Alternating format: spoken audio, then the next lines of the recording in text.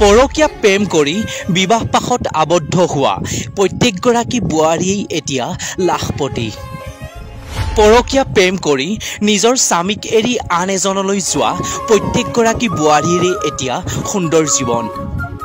সেন্দুৰখিনি মচি দিম আকৌ এবাৰ ল'ম, পুৰণাজনক এৰি দিম নতুন এজনলৈ বিয়া হ'ম। চাদৰ মেখেলা নিপিন্ধো চুইজাৰহে পিন্ধিম, অচিনাকি ডেকা ল'ৰাৰ মনৰ ভিতৰত তেহে সোমাব পাৰিম।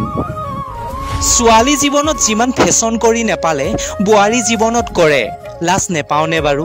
নিজৰ স্বামীৰ খাই আকৌ অন্য পুৰুষৰ লগতহে লিলিমাই কৰে। নিজ গিৰিয়েকে এযোৰ কাপোৰ নিদিলে দিওঁতা আন কোনোৱেই নাই, সেইজনী বোৱাৰীয়ে আকৌ নিজৰ স্বামীক লাথ মাৰি অন্য পুৰুষলৈ বিয়া যায়।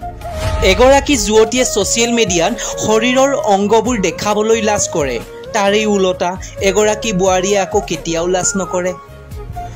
বোৱাৰী মানেই আমি গোটেই বোৱাৰী জাতিটোক অপমান কৰিব বিচৰা নাই, আমি সেই নিৰ্লজ্জ বোৱাৰী কেইগৰাকীৰ কথাহে ক'ব বিচাৰিছোঁ যিয়ে প্ৰেম কৰিছে নাইবা পৰকীয়া প্ৰেমত লিপ্ত হৈ বিবাহ পাশত আবদ্ধ হৈছে। এগৰাকী বোৱাৰীয়ে ভাবে মই দেখাত ধুনীয়া সেইবাবে ল'ৰাবোৰে মোৰ পাছত পাগল হৈ থাকে, আচলতে নহয়ও কলিজা, সেই ল'ৰাবোৰে আপোনাৰ শৰীৰটোহে বিচাৰে। এজন ভাল ল'ৰাই এগৰাকী বোৱাৰীক কেতিয়াও বেয়া দৃষ্টিৰে নাচায়, সেইটো এগৰাকী বোৱাৰীয়ে সদায় মনত ৰাখিব, নহ'লে গোটেই জীৱনটো চকু পানী টুকিব লাগিব। এটা কথা সদায় মনত ৰাখিব, দ্বিতীয় বিবাহে কেতিয়াও আপোনাৰ জীৱনত সুখ আৰু শান্তি কঢ়িয়াই আনিব নোৱাৰে। দ্বিতীয় বিবাহে কেৱল আপোনাৰ শৰীৰৰ তৃপ্তিটোহে বিচাৰে, আন একো নাই। যেতিয়ালৈকে শৰীৰৰ সৌন্দৰ্যতা থাকিব তেতিয়ালৈকেহে আপোনাক কোনোবাই আমনি কৰিব, শৰীৰৰ সৌন্দৰ্যতা গুচি গ'লে কি কৰিব? দ্বিতীয় বিবাহত আবদ্ধ হৈ আপুনি কেতিয়াও লাখপতি বোৱাৰী হ'ব নোৱাৰে, বৰঞ্চ আপুনি জীয়াই থাকোঁতে আপোনাৰ সন্মানটোহে খেদাব।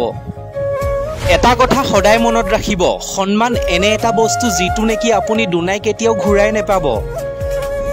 দ্বিতীয় বিবাহত বহি আপুনি জীৱনটো সুখেৰে কটাম বুলি ভাবিছে, ঠিকেই ভাবিছে, কিন্তু সেই সুখ আপুনি কেতিয়াও দ্বিতীয় বিবাহত নেপাব। কথাবোৰ শুনিবলৈ বেয়া যদিও আপোনাক এটা কথা কওঁ, দ্বিতীয় বিবাহে কেৱল আপোনাৰ শৰীৰৰ তৃপ্তিটোহে বিচাৰে। সেই শৰীৰৰ তৃপ্তি ল'বলৈ এজন অভদ্ৰ পুৰুষে আপোনাক আমনি কৰাটো এটা সাধাৰণ কথা। সেই শৰীৰৰ তৃপ্তি লোৱা পাছতেই আপুনি হৈ পৰিব সেইজন স্বামীৰ বাবে এগৰাকী পুৰণা পত্নী।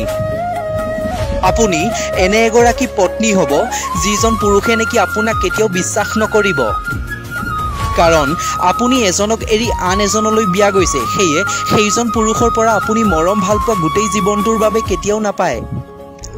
সেয়ে কেইদিনমানৰ সুখৰ বাবে আপুনি আপোনাৰ জীৱনটো বৰবাদ কৰি নল'ব, নহ'লে বিপদত পৰিব।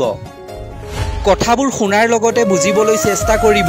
এতিয়া আমি বিদায় লৈছোঁ, ধন্যবাদ।